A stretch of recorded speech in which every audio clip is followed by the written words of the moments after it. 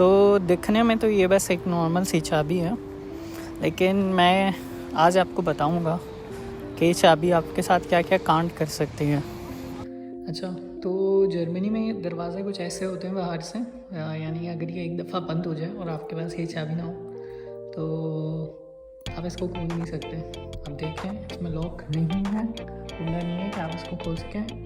अंदर होते हैं लेकिन ये बाहर की तरफ नहीं होता। तो अगर ये एक दफ़ा बंद हो जाता है तो ये खुल नहीं सकता बगैर चाबी के।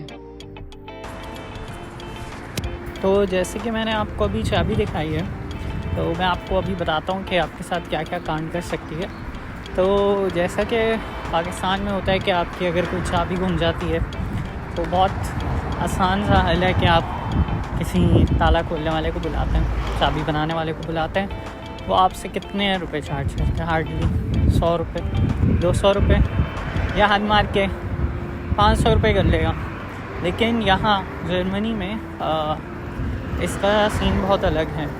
यहाँ पर ऐसा होता है कि अगर आपकी चाबी गुम जाए तो अच्छा, पहली बात ये कि आप यहाँ पर बग़ैर लैंडलॉर्ड की इजाज़त के दूसरी चाबी नहीं बना सकते, यानी डुप्लिकेट चाबी नहीं बना सकते बग़ैर इजाज़त के। तो एक तो मसला ये आ गया। दूसरा ये कि अगर आपसे चाबी गुम जाए तो वीकेंड्स में और वीकडेज़ में दोनों में चार्जेस थोड़े से डिफरेंट होते हैं। सिटी टू सिटी भी चार्जेस थोड़े से वेरी कर रहे होते हैं, लेकिन नॉर्मली जो आप अगर वीकडेज़ में किसी को बुलाएंगे और नॉर्मली नहीं बुलाते वीकडेज़ में, क्योंकि लोग खुद ज़्यादातर बिज़ी होते हैं अपने ऑफिस जॉब्स में, तो उस टाइम ये आपको 50 यूरोज़ चार्ज करता है। 50 यूरोज़ कितने बनते पाकिस्तानी? कुछ 15,000 रुपये। और अगर आप इनको बुलाएंगे वीकेंड्स में तो वो कुछ आपसे चार्ज करेंगे 150, और कुछ केसेस में वो आपसे चार्ज करते हैं 300 यूरोज़।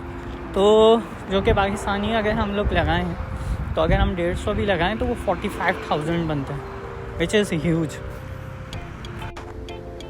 अच्छा, तो सिर्फ मसले यहाँ पे नहीं ख़त्म होते। मसला इसके बाद एक और भी आता है, और वो मसला ये आता है कि अगर आप किसी ताला खोलने वाले को बुलाएं तो आपके पास आइडेंटिटी होनी चाहिए, आपके पास एविडेंस होना चाहिए कि ये जो अपार्टमेंट है ये आप ही का है, आप ही रह रहे थे इधर। अब जाहिर सी बात है, जब तो कोई बंदा अपार्टमेंट के अंदर चाबी भूल जाता है या उससे चाबी गुम जाती है तो जाहिर सी बात है उसको वो, और नॉर्मली लोग ये सारी चीज़ें तो अपने अपार्टमेंट में रखते हैं, तो उसको कैसे वो प्रूफ देगा? तो उस केस में फिर आपको बुलाना पड़ जाता है पुलिस को। फिर पुलिस आती है और फिर पुलिस के सामने ये सब कार्रवाई होती है। लाइक दरवाज़ा आपका खुलता है और फिर कंफर्म होता है कि ये आपका है या नहीं। तो एक चाबी लाइक अपार्टमेंट के अंदर रह जाए तो वो कितने बड़े मसले हमारे लिए पैदा कर सकती है, ये तो मैंने आपको बता दिया। अब मैं आपको ये भी बताऊँगा कि हम इससे कैसे बच सकते हैं। लाइक मैंने इसके लिए क्या किया है कि हम इससे कैसे बच सकते हैं। लाइक चाबी घूमने वाले से मैं नहीं बता सकता, लेकिन ये ज़रूर बताऊंगा कि अपार्टमेंट के अंदर चाबी ना भूलने का हम क्या कर सकते हैं। अच्छा, तो जैसे कि मैंने आपको बोला था कि मैं आपको बताऊंगा कि हम इस चाबी को अंदर भूलने वाले मसले से कैसे बच सकते हैं। तो ये है इसका तरीका कि जैसे कि ये जो है अभी लॉक नहीं है, तो मैं ये करता हूँ कि अंदर आकर इसको लॉक कर देता हूँ।